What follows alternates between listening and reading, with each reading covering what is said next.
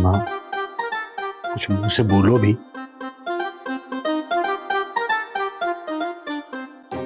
आप ही कुछ कह दें, बड़ा बोल रहे थे। मैं तुम्हारी माँ से डरता हूं क्या?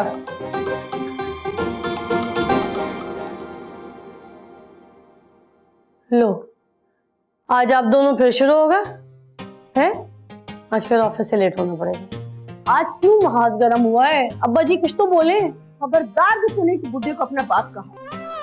वो मलिक हयात की बेटी है, मेरी बेटी है, मेहरुनिसा की बेटी। इस बुढ़े खड़ूस की नहीं है। खबरदार, खबरदार जो मुझे से शी जवान को बुढ़ा घुसट का। ये मेरी बेटी है, तेरा इससे कोई ताल्लुक नहीं है। अगर लाइन के आर पार जाना मना है तो लाइन के आर पार बात करना भी मना है। सही कहा। अगर ये मेरी बेटी होती तो आज ये मेरे दुश्मनों के साथ खड़ी ना होती, लाइन के इस पार मेरे साथ खड़ी होती। लेकिन नहीं,